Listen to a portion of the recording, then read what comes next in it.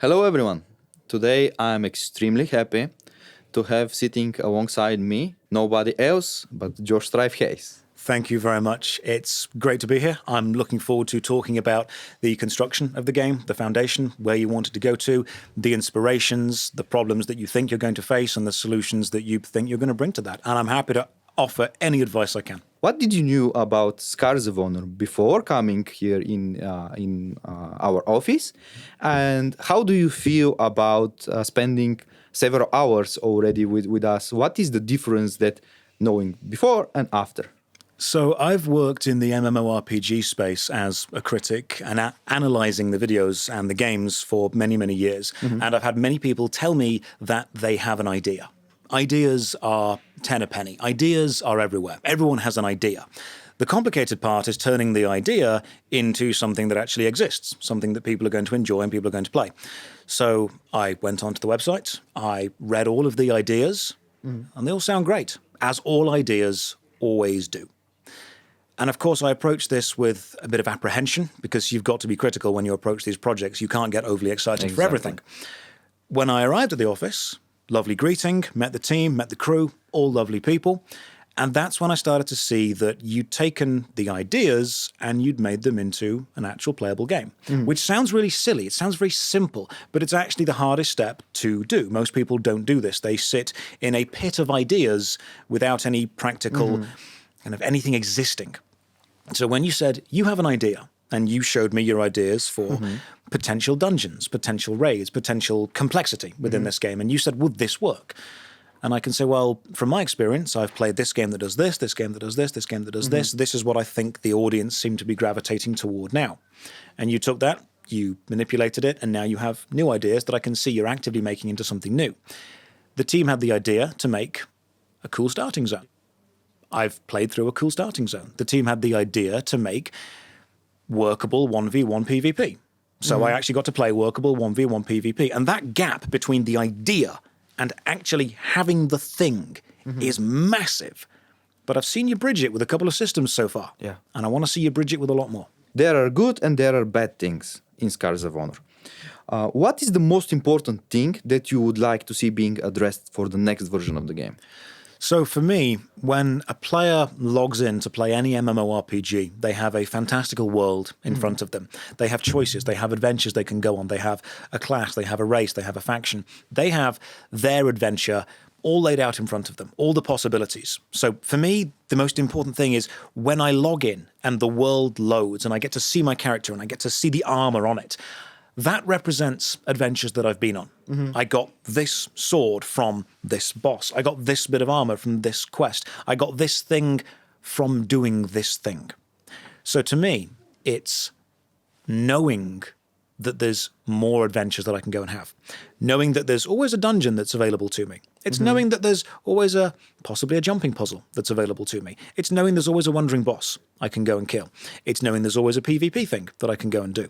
Every single time there's a new patch or a new update or a new addition, I'm asking myself, what extra adventures is this going to bring? I like the combat to be sharp and snappy. I like the exploration to have rewards for it. I like the bosses to be challenging, the mechanics to be varied. But that's just a mechanical thing. On a moment-to-moment gameplay level, I'm often thinking, why am I here? And if I can't answer that question, I'm going to leave. I need to log in and say, why am I here? Because I want to go and do something. The more things you can give me to want to do, the longer I'm going to stay. Exactly. So this leads me again into the next question. You have downloaded Scars of Honor and this is your first experience with it. What is the best starting experience that you would like to see in Scars of Honor? What is important? So to me, what's important is whenever I start a game, I like to feel that the world exists beyond me. As in, I'm there, but I'm not God. I'm not the most important person ever. As soon as I log into a game, if someone runs up to me and goes, oh my God, it's you, the savior of the universe. I've not done that. I would like to know that the world exists without me. Because then when I do something in the world, I feel that I've had a little bit of impact in it. And then maybe an NPC recognizes me. I'm not captain of the guard straight away, but I help out someone who needs a little errand running. And then maybe a local lieutenant notices me. I recognize you. You were someone that helped. Maybe you should go and talk to them and help some more. Yeah. I like to feel unimportant, because then when I become important, I've earned it. It means something. It does mean something. I've gained that. Yeah. My importance in the world is not given, it is earned. So to me, a starting experience on a mechanical level, it's very simple. You simply say to the player, you can do this, then you put them into an experience where they need to do that. You can move to talk to this NPC. You can jump over this gap. You can attack this enemy. That's all basic stuff. And then you start to layer them together. We need you to move and attack because you're being chased, but you need to do a certain amount of damage. We need you to move and jump. You're being attacked, shot at with arrows. Please jump over this bridge. You're combining and stacking all those mechanics together. And when I've experienced all those stacked mechanics, an NPC recognizes that I've done something in the world that's not amazing, but it's still relevant. And then I start to build up my reputation from there, stacking the mechanics and stacking the story on top of itself. And having the excitement of achieving something. So, what do you believe is the worst mistake that a MMORPG game can make? There's so many. The worst of the worst. An MMORPG, the first M, massively. And when you make anything massive, you increase the scope. You increase the scale. You say, okay, we're not just doing this, we're doing this, and this, and this, and this, and then this as well, and then this as well, and then there's so much stuff. And then a player logs in, and the player says, right, what's the foundation? What's the basics? Let's go all the way back to basics. I used to teach martial arts, and training a simple punch and a simple kick is incredibly important. If someone joins my class and straight away says, I want to learn to do a really complicated jumping, spinning, flipping kick that then falls into a punch and then a throw, I'd be like, oh, slow down. Let's get the foundation straight away. Yeah. I think the biggest mistake that most MMORPGs make, because it is such a massive game, is they have massive ambitions from the very, very start instead of building a really solid foundation. Your movement, your combat, your very basic quest acceptance, quest hand-in, your world, the story behind it. That's all really foundational, solid stuff. When you've got that, okay, now we can have a really complicated deep dungeon. Now we can have a class that requires 2 classes to be leveled to the maximum and then combined together. Now we can have a really deep, complicated crafting system that adds into all this. We build on the foundation. It's almost like building a pyramid out of Lego bricks. You need to build a really solid foundation to hold the top brick. Most MMOs or most new games have so many ideas for awesome top bricks, but there's no foundation for them to sit on. So start small and build to that massive. I see. So basically, we're speaking about foundations. The whole game is one foundation. However, inside, as you already mentioned, there is a lot of mini games, so to say. If you have to name 5 foundations that needs to be present in a MMORPG in order to be a successful one, which should they be? It depends if we're talking more technical limitations or more moment-to-moment in-game. If we're talking technical, then things like the server stability, the structure for that, the infrastructure behind the game actually working on release, which is one of the most complicated things for an MMORPG to do. People go, oh, that MMO release was fantastic. I was only logged out the server for 6 hours. And if we have a solid foundation to build off on a technical infrastructure level, we're on a good start. Once we're in the game, movement. Your player's going to be pressing those W, A, S, and D keys a lot. I want to feel like they are responsive. I'm jumping a lot. I want to feel there's a bit of weight behind that jump. I'm moving and looking. I'm spinning the camera, holding left click, holding right click. This is it's probably the most popular system that the player's going to engage with. Moving. 100% they will be using it. Once they have moved around, where does that movement take them to? What do they encounter within that world? How do we stop them going somewhere we don't want to? Are we just going to throw in the lazy invisible wall? Or is there going to be a big fence, a big sign saying no, a line of enemies that you can't get past until you've done something specific? How are we going to corral the player into the play space of the world? And then how do they escape from this? Because starting massively and letting you go anywhere from the start is an ambitious and brave choice, but we want to encourage the player to go somewhere. So movement straight away. And then we want to encourage the player to take a certain path without locking them off from anything else. We want to encourage them to walk across the bridge into a town, but we're not going to stop them diving under the bridge and finding a hidden cave that's full of high-level enemies. That's not in the game specifically. It's just a choice the player could make. So movement, and then exploration. around the world. When they find something, they're then going to interact with it. That is another major system. How does a player interact with the world? Can they just pick up items? Can they mine? Can they chop trees down? Are there resources to collect? When we fight an enemy, that is a combat interaction, which is a mini game within itself. And then do I get armor from that? Do I get weapons? Do I get stuff? How does that go on to me? If I equip a piece of armor, does it visually change my character?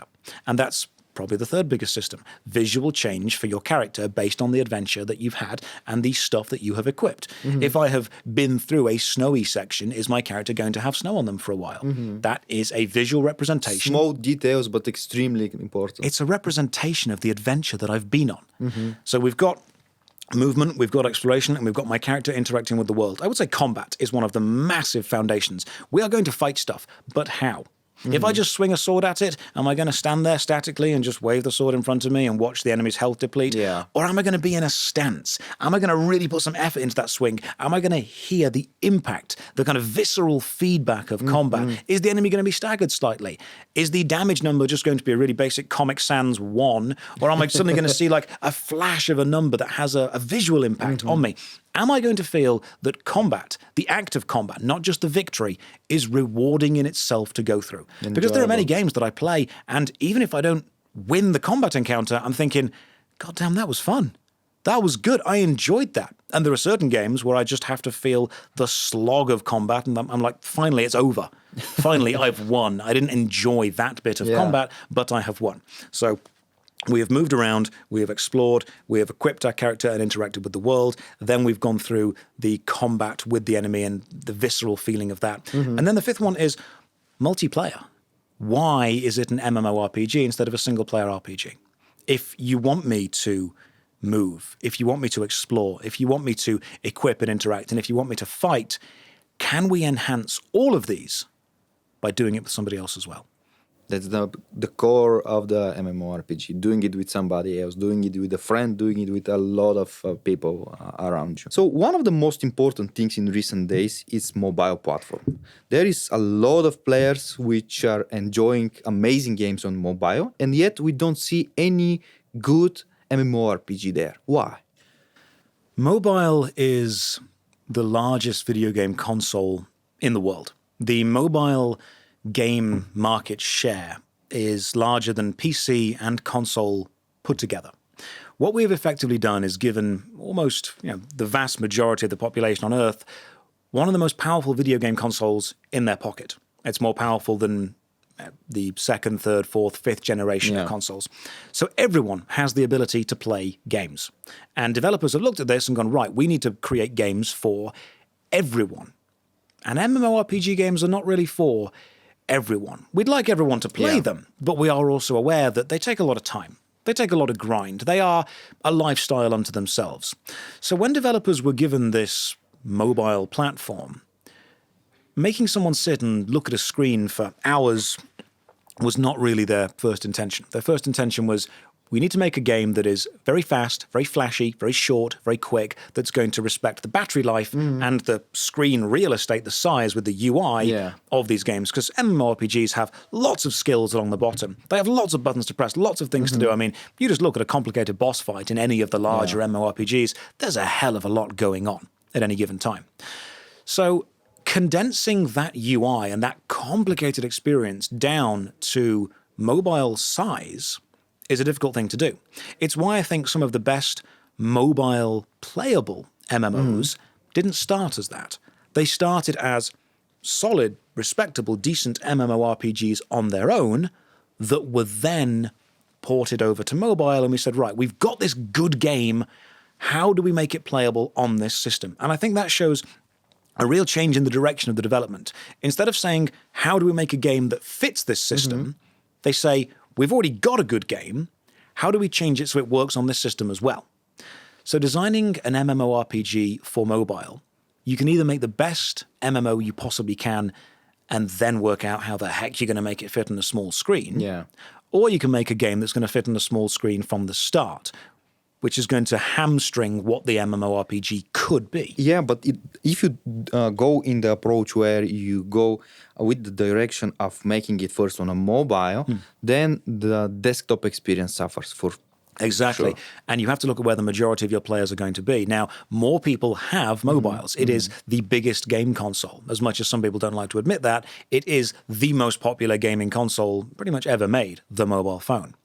And if you create a game that works on mobile perfectly and amazingly and works in every way that a mobile phone is planned for, you then do have a weaker desktop experience. Yeah. So to create an experience that is equal on both of them is a very difficult thing to do. And we then have to look at, is it equal across the entire game? There are sections of certain mobile MMORPGs that work really well on mobile. And there are sections that you can try on mobile, but are too complicated because there's just too much clicking, there's too much switching, there's too much going on. The behavior is different. Yes. So having a game that is playable on PC and desktop and revels in the complexity that an MMO can bring, fantastic. Having the same game be playable on mobile where you don't do the complex stuff, you just do the side stuff, the simple stuff. That works as well. Before sitting down here, we covered a lot of PV mechanics, dungeons. We spoke about the building system inside Scars of Honor. What is your opinion on the take? Should we go instanced or open world?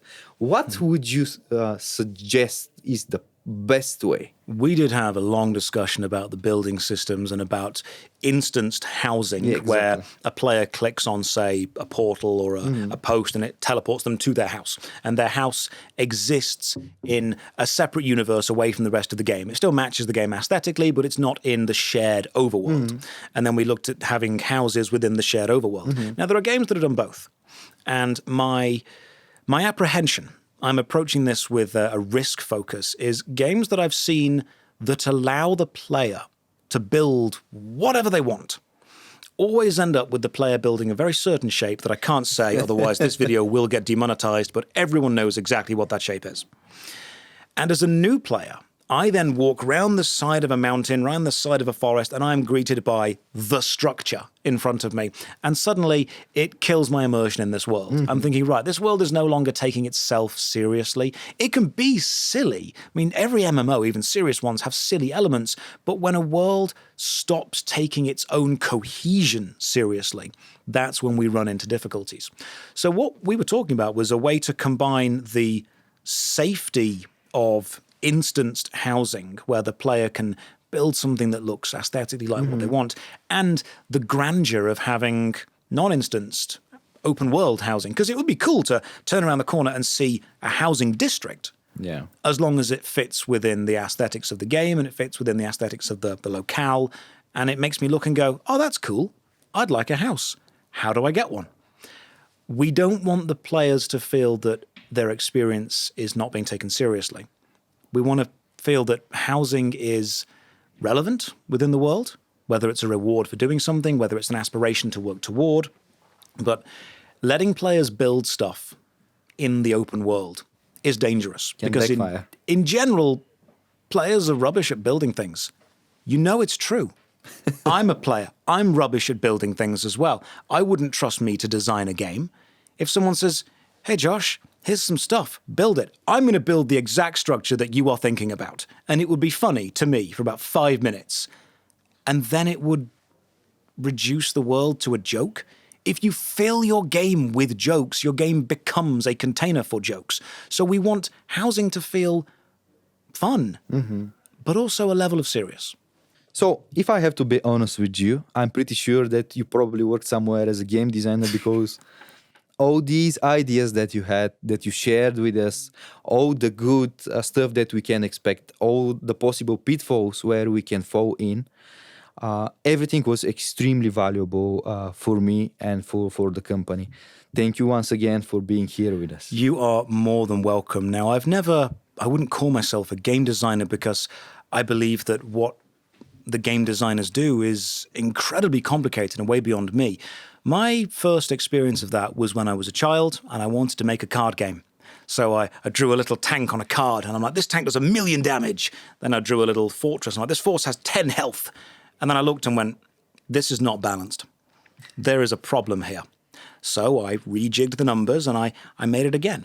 When I see people design games, I sometimes think, this looks like a child made it. And I know that because I was that child that used to make all those games with all those numbers and all those systems. And I designed what sounded cool, and then it did not work. And I learned why it didn't work. You learn way more from your failures than from your successes, which is good because I failed a lot. So then when I play games, I sit back and I ask myself, why does this work? Why am I enjoying this? What is good about this? What is bad about this? Why does this system work in this game but not in this game? And after years, I think I've worked out what doesn't sometimes work. That's as specific as I can be with it. But what you've done, and this is what I appreciate, is you've come to me with a foundation. Not massive dreams of, global dominance and grandeur, not crazy universe-expanding ideas. You said, hey, this is a very basic, simple foundation that we have built because we like games that do this. What problems can you see with this? And I've told you problems that I've encountered before, and you've gone, right, let's consider that. Let's deal that when we move on. So together we can work out what doesn't work. And eventually, after a couple of years, we'll have something that does. Exactly. Thank you for this. Absolute pleasure, guys. Here with me today, Josh Strife Hayes.